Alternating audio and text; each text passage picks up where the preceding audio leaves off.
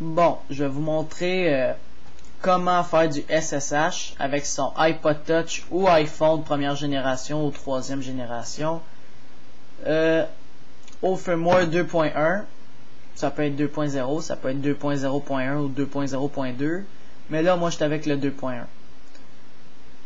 Ok, vous devez être connecté à une connexion sans fil, c'est-à-dire vous devez avoir internet sur votre iPod Touch sur le même sur la même connexion que votre ordinateur. Ça veut dire sur le même router en langage informatique. Ok, bon, vous devez avoir un iPod Touch ou iPhone jailbreaké avec Cydia et Installer. Mais nous on va juste s'occuper de Cydia. Alors là on est connecté à notre internet, on va aller sur Cydia. Pour faire du SSH, il faut installer une commande. Ben pas des commandes parce que là ça va être plus facile qu'installer une commande. Alors là on le laisse travailler. Oups. On laisse downloader son release. Qu'est-ce qu'il faudra installer? Ça s'appelle OpenSSH. Ça vous permet de faire du SSH dans votre iPod Touch. Alors je m'en vais dans Feature Package. Je m'en vais en bas complètement. Vous allez voir OpenSSH ici. On clique dessus. OpenSSH. On clique sur Install. Confirm. On laisse downloader, s'installer sur votre iPod Touch. Votre iPod Touch ou iPhone n'est pas obligé d'être branché sur votre ordinateur pour faire du SSH. Il peut être débranché puis ça va fonctionner par là. On fait Return. On a installé OpenSSH. Là il faut installer BossPref.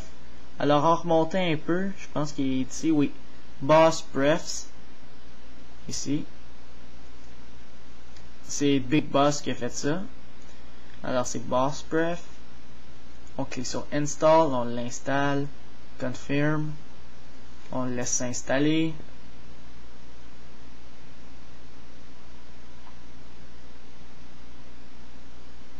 Et voilà, BossPref il a fini de s'installer. Là, on a fini de tout installer qu'est-ce qu'il fallait sur Cydia, c'est-à-dire OpenSSH et BossPref.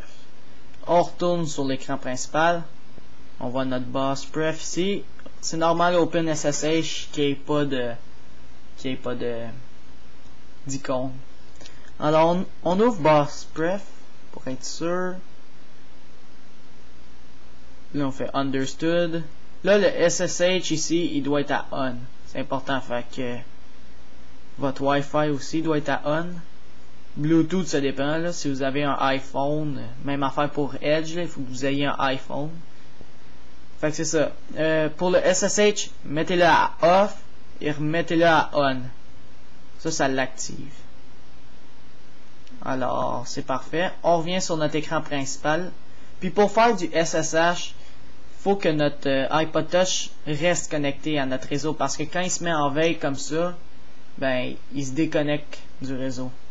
Ben, la plupart des iPod Touch, pas toutes, là. Alors, on va aller dans Réglages. On va aller dans Général. On va aller dans Verrouillage automatique. Puis on va le mettre Jamais. Comme ça, il pourrait jamais se mettre en veille. Puis on est sûr qu'il reste connecté. Parfait. Bon.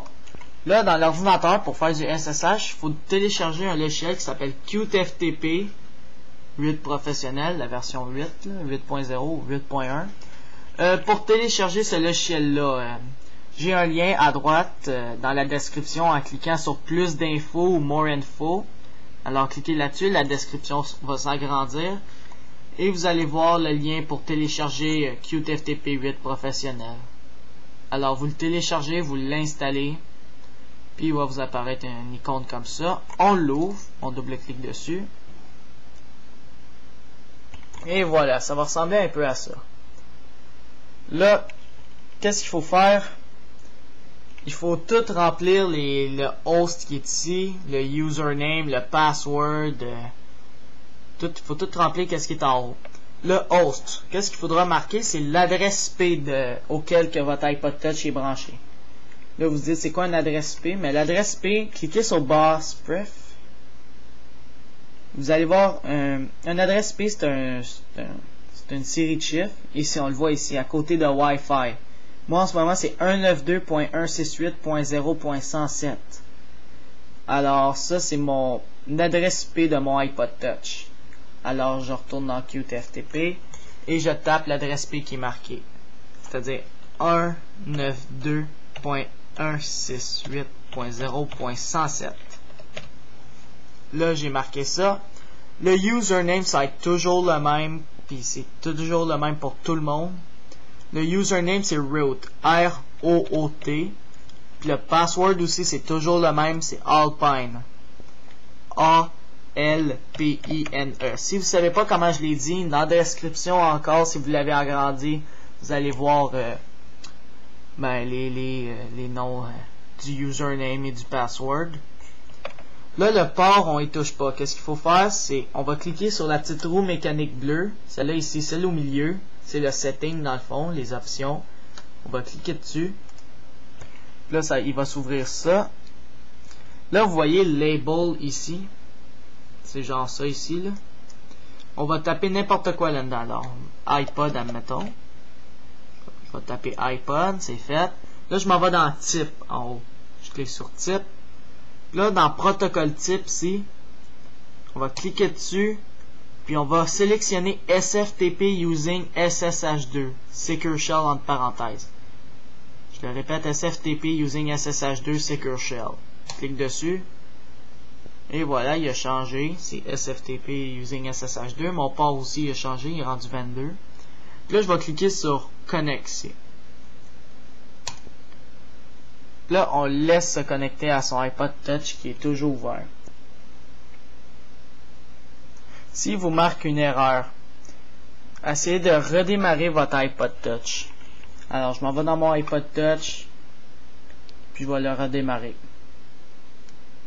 Alors, je pèse en haut, éteindre.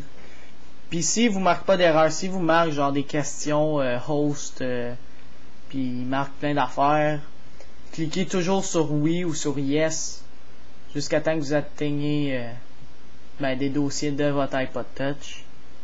Alors là, je vais juste le redémarrer.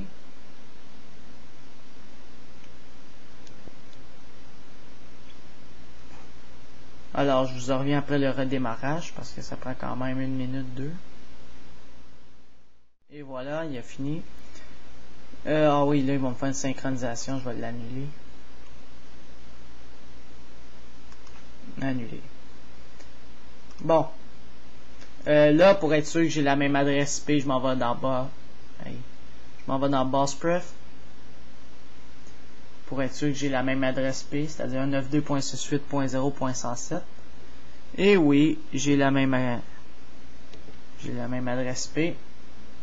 Alors, je retourne dans mon QTFTP. Je vais cliquer sur mon adresse IP. Puis je vais cliquer sur je vais appuyer sur la touche Enter. Oh! Il a fonctionné après le redémarrage. Et voilà. Je clique sur Yes. Sur Yes encore. Et voilà, vous êtes connecté sur votre iPod Touch. Alors je retourne à la racine. Puis là j'ai toutes mes affaires, toutes mes applications. Et voilà. Là, vous savez comment faire du SSH sur votre iPod Touch ou iPhone. Alors, c'est ça. C'était pour pour savoir comment faire du SSH sur son iPod Touch ou iPhone première génération, troisième, en utilisant QTFTP 8 professionnel. Sur votre firmware 2.1 ou 2.0 et plus. Alors, c'est ça.